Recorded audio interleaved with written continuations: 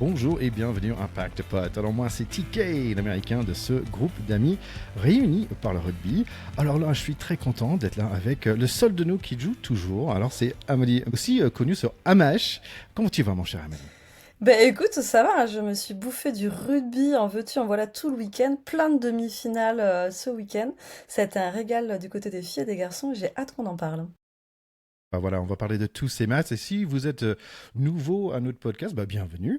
Pour la petite histoire, bah en fait, on est vraiment en podcast entre amis. Ben, il y a aussi des potes qui ont joué, c'est un peu de base. Donc on a un petit peu d'expérience, on aime bien parler de ce sport qu'on adore.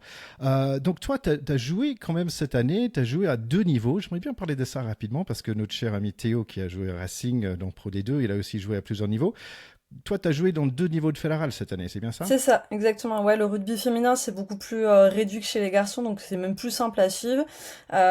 Élite 1, Élite 2, et après Fédéral 1, Fédéral 2. Donc moi, Ok. au TUC, on est en Fédéral 1, et on a une équipe réserve en Fédéral 2, où on est quelques-unes à avoir été donné un coup de main en cours de saison, et c'est toujours trop chouette.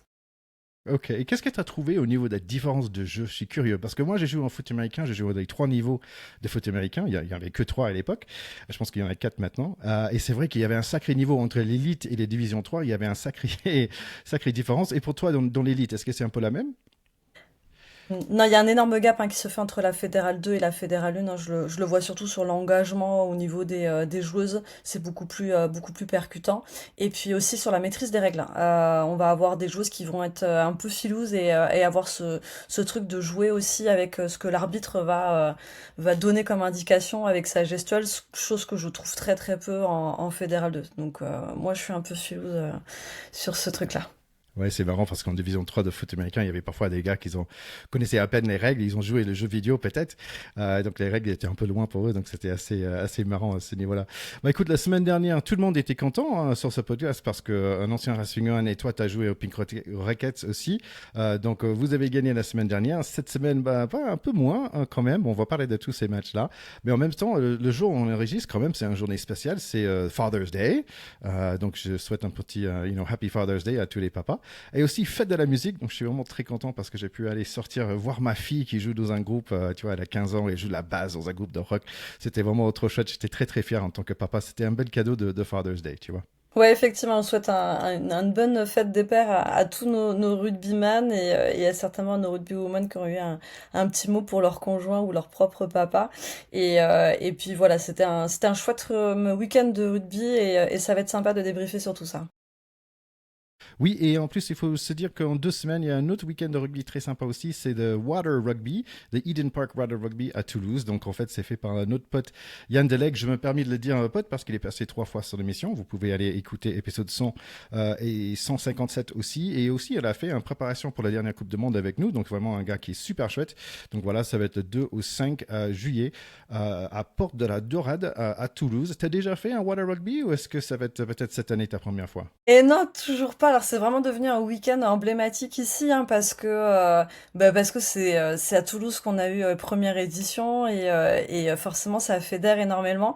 Alors moi non, je suis pas une très grande amatrice de l'eau, je l'admets, mais j'ai ouï dire ce week-end en croisant ma fille qu'elle avait monté une équipe, donc ma fille y sera avec quelques copines, mais non, moi je passe mon tour avec grand plaisir, hein. Mais très sympa à regarder. Bah écoute. Ouais. Je vous invite à aller tous sur le site web aussi pour regarder qui va venir. Bien sûr, il y a des stars qui passent, il y a des équipes de potes, des équipes de société aussi. Donc, c'est un très, très bon week-end avec plein de musique et plein de rugby et plein d'eau aussi. On a besoin parce qu'il fait chaud, chaud, chaud. Bon, allez, on va passer à nos matchs pour ce week-end. Premier match du week-end, en fait, c'est les France A contre, on va dire, les 15 de l'Angleterre. C'est à Vannes, stade de la Rabine, vendredi soir. Donc, des nouveaux têtes, mais des gens qu'on connaît aussi, côté France, par exemple. Il y a quand même Le Garec, Poirot, Guillard, Moefana, Atisobé, De Portière. Donc, voilà, pas mal de monde qu'on connaît. Et c'est un peu la même chez les Anglais aussi. L'ordinateur, c'est Théodane. Il y a un Curry. Marcus Smith, on connaît bien. Et les capitaines George Ford avec, je ne sais pas combien de caps qu'il a. Donc, voilà, un peu de connu mélangé avec du 109 sur les deux équipes. Ce match démarre mal pour nous avec un essai ultra rapide. C'est 1 minute pour marquer pour les Anglais. Touche pour eux et après les arrières jouent. Et voilà, ça finit en essai pour Murley. On revient tranquillement et prend le lead avec un essai de deux portières. On manque quelques opportunités pour aplatir dans le but, mais ça montre un petit peu de l'aisance qu'on a en attaque en ce moment. Arfaï de Pau va marquer au milieu, jolie passe de Le Garec. Autour de 24 minutes, un temps fort pour les Anglais, mais le stade de Vannes est derrière ces Bleus et on arrive à échapper des tentatives british pendant 10 minutes. Les deux deuxième lignes, Stanforth, l'Australien avec son mulet, et aussi que Guillard, lyonnais, avec ses dreads, ils sont bien présents. Gazzotti aussi. Finalement, on les donne un essai juste avant le mi-temps pour Marcus Smith, 14-12, toujours pour nous, pour le mi-temps. Deuxième mi-temps à 42 minutes. Les avants anglais ont l'air assez fluides, ballon en main, mais pas assez précis dans les passes. 45 minutes, bel ballon d'attaque pour nous. On sort de nos 22, les jolies passes qui suivent. Le Garec marque tranquillement pour finir l'action. Et 2 minutes plus tard, c'est la même chose, sauf que c'est Hastoy qui va finir. Bravo pour cette charnière. Texturon, d'ailleurs, le nouveau troisième ligne était important dans les deux actions d'attaque. 28-12 à 51 minutes, et on se sent bien parce que tous les changements sont faits pour la France. On va voir si les finishers ont bien fait leur travail. Petit effrayeur avec un essai du 11 anglais, Callery, mais en avant. Le score va rester la même pendant presque 25 minutes. Les Anglais assez indisciplinés, on va dire en mêlée. Pour la France, il y a une belle opportunité à 70 minutes avec quelques poneys de touche molles. Mais dans les dernières 2 minutes, voilà, c'est grattage de montagne. Il joue vite pour boire Mbarré qui mit les cannes. Et voilà, essai pour la France. Ojoma va aussi marquer un essai pour les Anglais à la sifflet finale. Le score, c'est 35-19. On peut dire que c'est un bel échauffement pour cet été. Ouais, alors en plus, on rappelle, hein, les joueurs ont été convoqués, on rejoint Marcoussis dès lundi matin, alors ça peut être peu difficile pour certains de se remettre dans le bain parce que, comme à chaque année, en fait, hein, le staff attend la fin des demi-finales, pardon, des barrages pour pouvoir faire les premières convocations et puis après étoffer l'équipe après les demi-finales. Mais finalement, on prolonge un peu la saison pour certains joueurs. Alors, c'est aussi l'occasion pour nous, grand public, de découvrir des joueurs avec le maillot bleu, chose qu'on a peut-être pas ou peu l'occasion, et puis aussi à ceux qui ont du mal à se faire une place un peu plus forte en équipe de France, essayer de démontrer que ils peuvent être des très très bons atouts, et ça fait déjà un moment qu'on le dit au pack de potes, on entre dans une dernière ligne droite Coupe du Monde qui n'est pas négligeable, donc ces matchs estivaux sont très importants. Donc oui, une première entrée en matière très très bien réussie. Bon, le score est là et on peut que être fier. Et puis avec un match à la Rabine, hein, on sait tout l'engouement qu'a le peuple breton pour le rugby ces dernières saisons et un stade qui a très largement soutenu l'équipe de France pour cette victoire. Ouais, ça, c'est certain. Écoute, ce qui est sympa, c'est qu'en ce moment, on bat les Anglais un peu partout, dans les U20, dans les Six Nations, dans on va dire, les France Bis. L'année dernière aussi, le Français y a gagné aussi. Donc voilà, c'est toujours encourageux et ça fait du bien de battre les Anglais. Allez, Allez, on va passer à des autres matchs. C'était vendredi soir encore aussi. Il y avait Racing contre Toulouse. Racing va marquer les premiers points. 3-0 à 2 minutes. Ça se lance bien pour le Racing.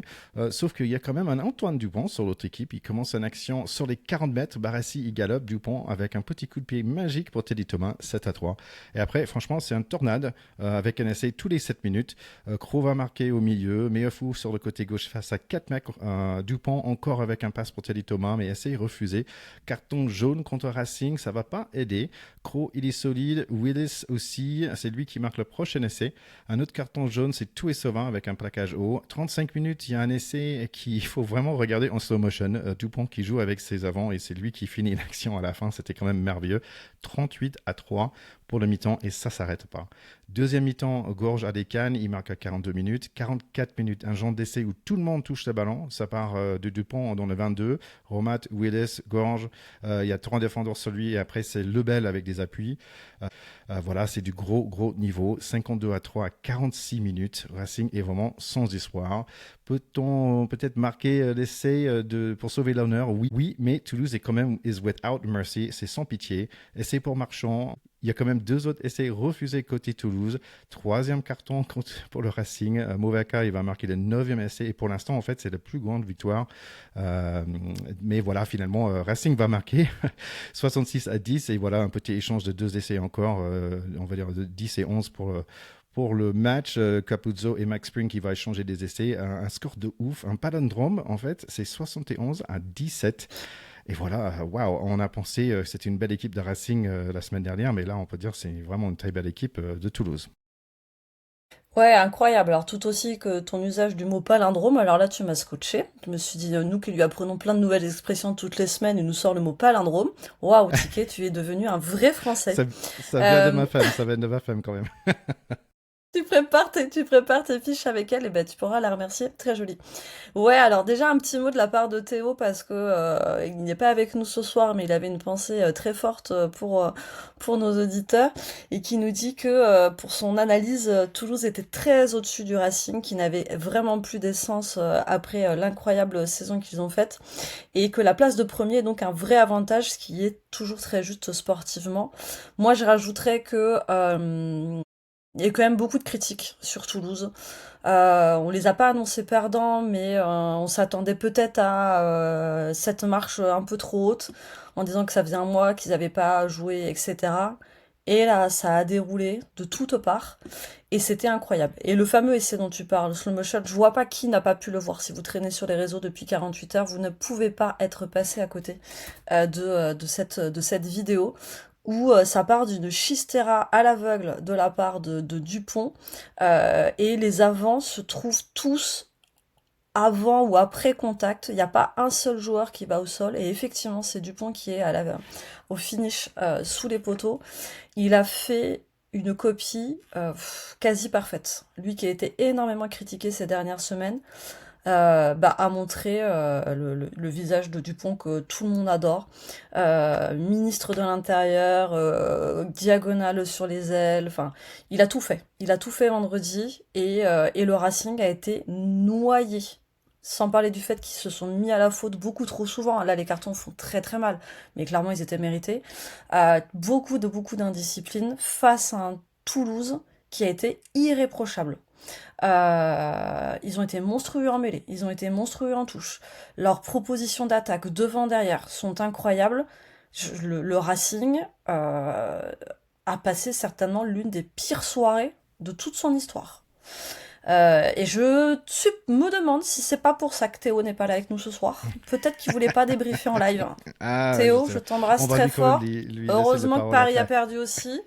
Mais ouais, voilà, non, non, franchement, c'était du très, très, très gros Toulouse, comme on adore voir. C'était monstrueux. Willis, qui a été monumental, capitaine vendredi soir au match, qui a été un exemple dans l'engagement, dans le leadership, dans tout, qui a été encensé par Mathis Lebel à la fin du match.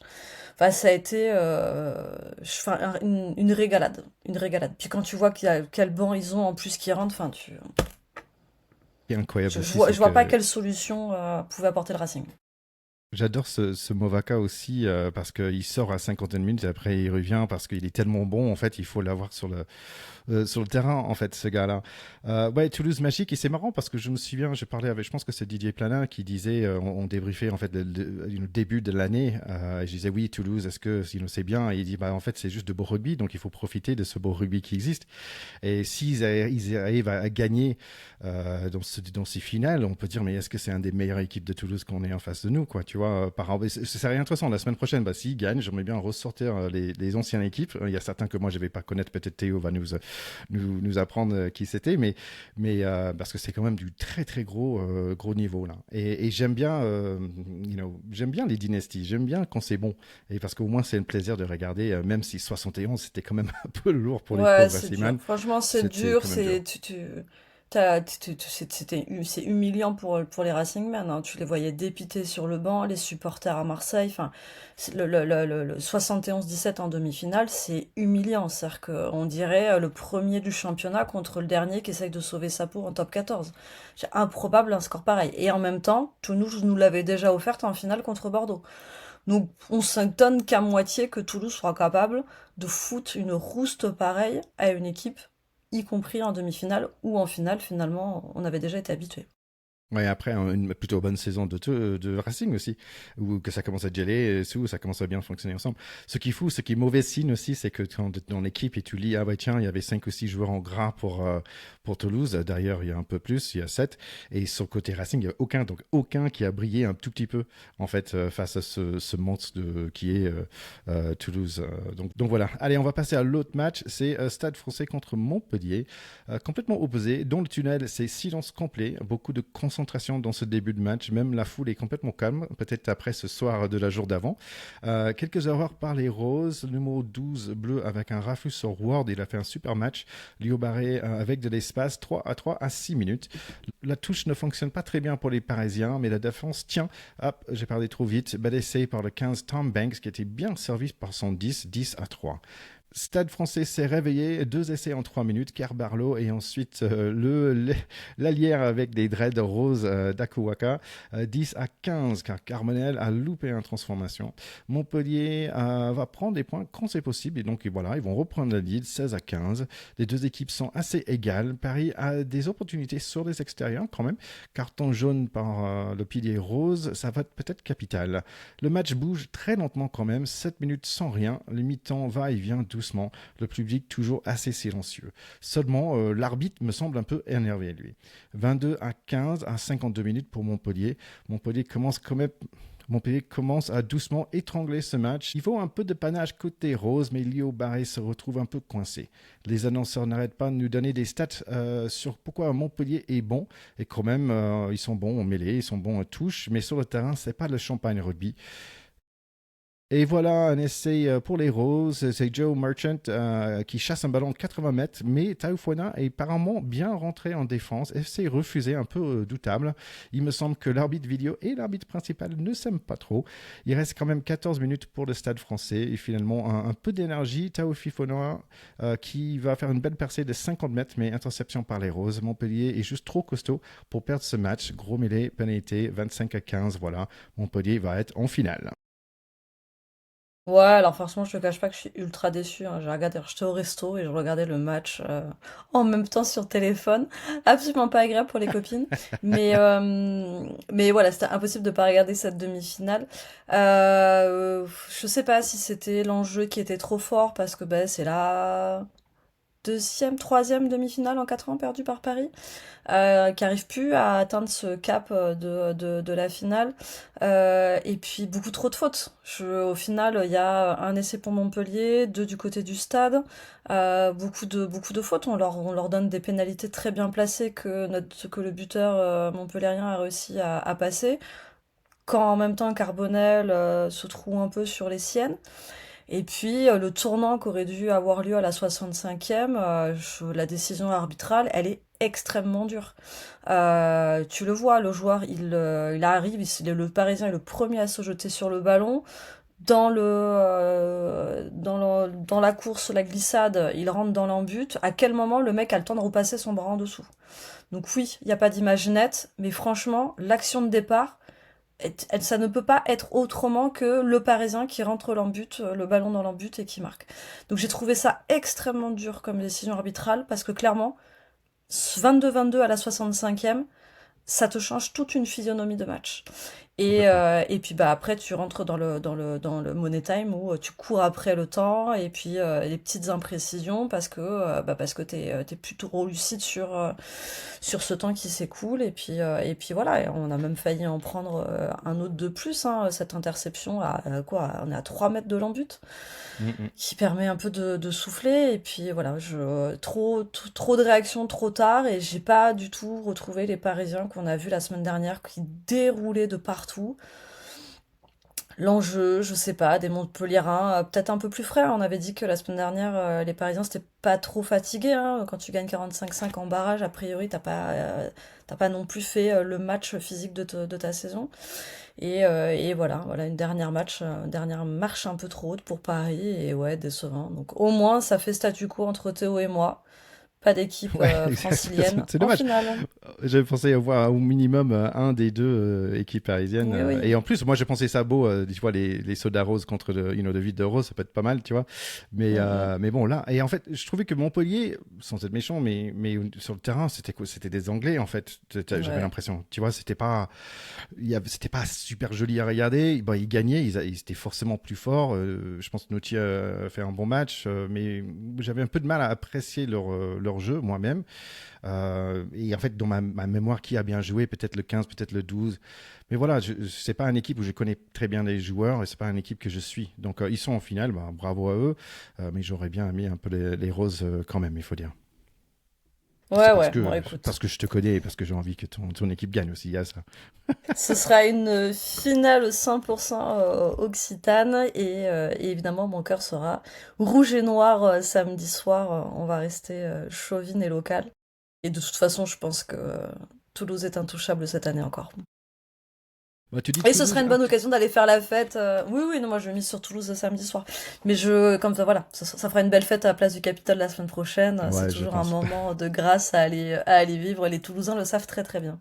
Très bien, très bien. Bah écoute, tu dis Toulouse toujours performant, mais là on va voir en Elite 1, peut-être c'était un peu moins le cas. Est-ce que tu peux nous Ouais. parler des deux demi-finales, s'il te plaît, dans la Elite 1? Et oui, on était en décalé sur cette élite par rapport à tous les autres championnats féminins. Et on était calé, en fait, pour la première fois sur les garçons. Donc, il y avait lieu les deux demi-finales qu'on avait présentées la semaine dernière. Toulouse-Bordeaux à Ernest-Vallon et Clermont recevait Blagnac à Michelin. Donc, les meilleurs classés avaient l'honneur de recevoir leur demi. Et donc, j'étais au stade à Ernest-Vallon samedi après-midi pour Toulouse-Bordeaux avec une plotée d'international sur le terrain et ça c'était chouette à voir. Énormément d'ambiance aussi à Ernest Vallon et puis voilà, les deux équipes se sont courues au score hein, pendant tout le match. Toulouse a été devant à chaque fois, mais vite rattrapé, marqué un essai et Bordeaux répondait assez rapidement. Toulouse a pas su profiter des deux cartons jaunes de Bordeaux. Ils ont eu 20 minutes en tout dans le match, avec en étant à 15 contre 14 et avec très peu de points marqués sur ces 20 minutes. Et le rugby étant très cruel, il y a eu, alors que le score est de 25 à 22, Bordeaux a mis un essai à la 78e et là ça a été la course contre la montre pour les Toulousaines qui n'ont pas réussi à changer le scénario cruel de cette première demi-finale. Donc c'est Bordeaux qui le remporte sur le score de 25 à 27 et elles joueront leur quatrième finale consécutive et elles essaieront de garder leur titre de championne de France qu'elles ont déjà depuis trois finales. Donc on va voir si Bordeaux est capable d'aller chercher ce quatrième titre d'affilée. Voilà, et tu disais beaucoup de joueuses de l'équipe de France. Moi, j'ai compté environ 9-10 sur le terrain entre les deux équipes. Donc, vraiment, c'est du très bon niveau. Ouais, ouais, c'était vraiment, il y avait de très très belles actions.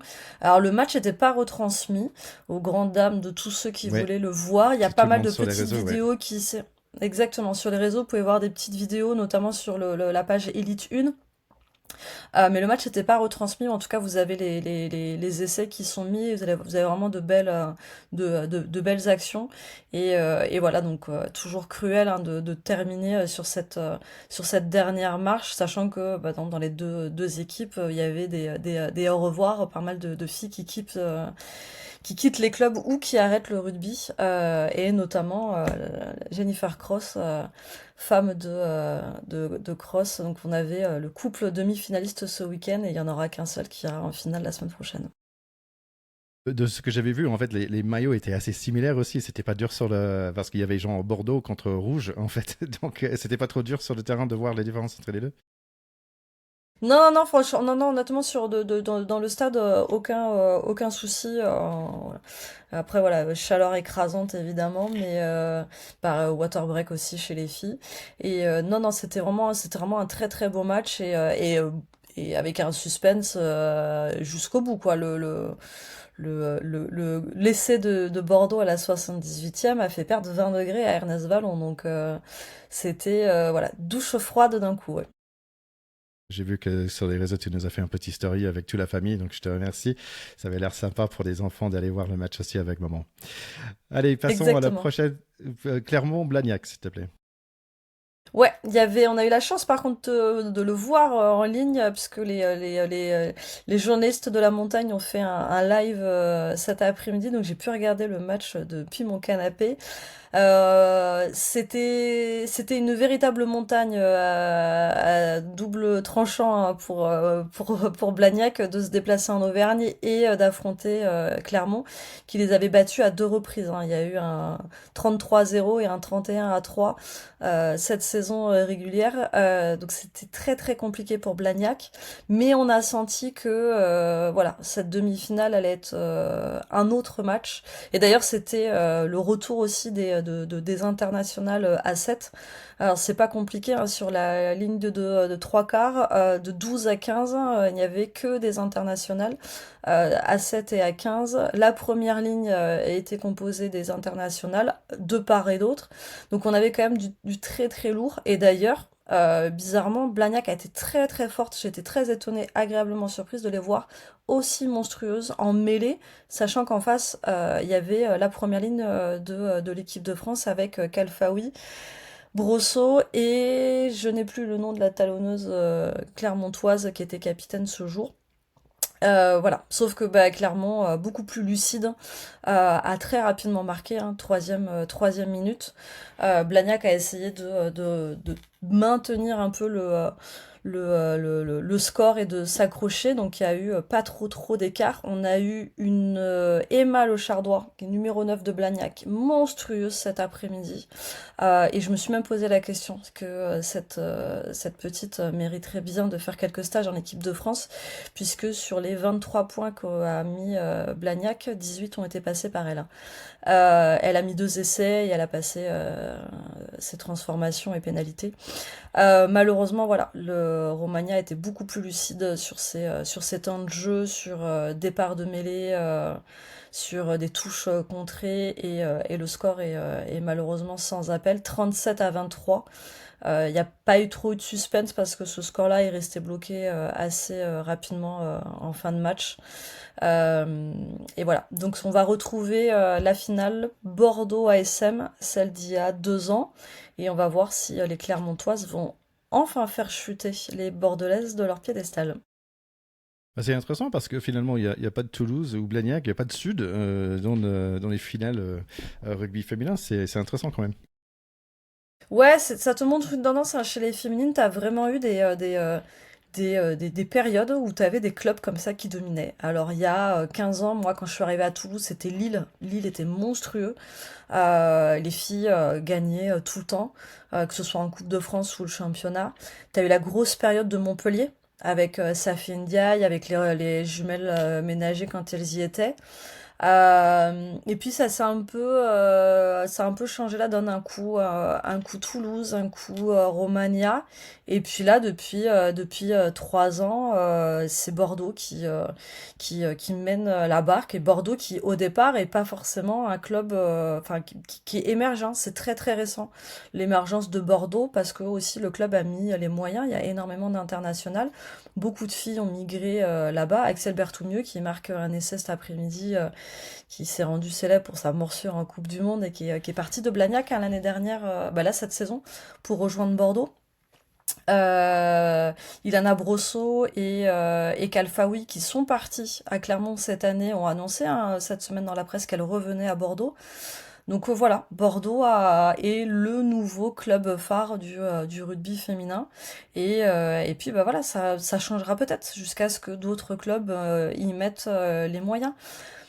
On notera quand même que ça fait quelques saisons qu'on a que ces quatre clubs-là qui vont en demi-finale. Donc on Ok. a d'autres clubs qui ont du mal à accrocher ce Mais, wagon de tête. mais question, parce que c'était pas à Bordeaux qu'ils ont perdu le coach qui allait pour l'équipe de France, il me semble. Si, c'est tout à fait, qui est Oui, donc parti c'est bah, là plutôt en bon janvier, signe. ouais.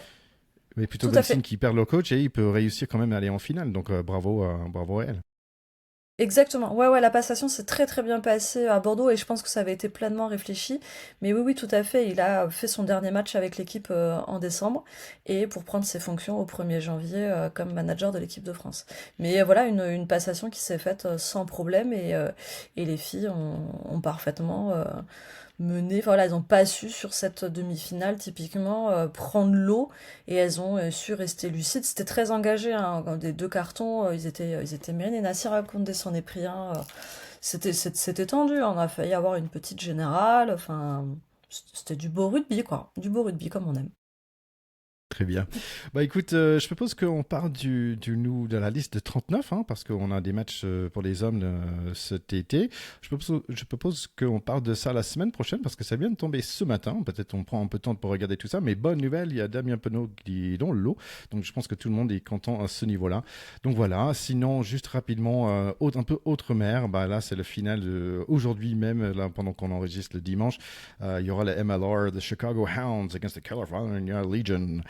Qui va se jouer. Donc, on verra le résultat de ça. Et sinon, quand même, il y avait le Premiership Rugby. Il y avait Northampton contre Exeter Chiefs.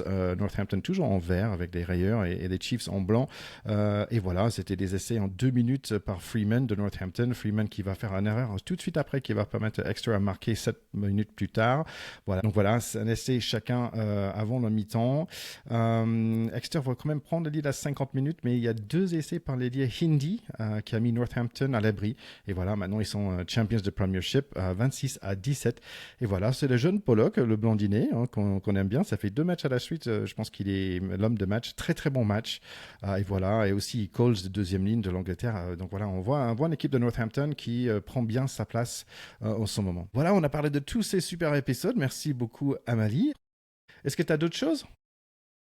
Bah, on peut que vous souhaiter de belles finales. Moi, côté féminin, la finale aura lieu donc dimanche à 18h à Aguilera, à Biarritz. Si vous êtes en petit week-end dans le coin, bah, n'hésitez pas à aller voir le match parce que ça va être une très très belle finale.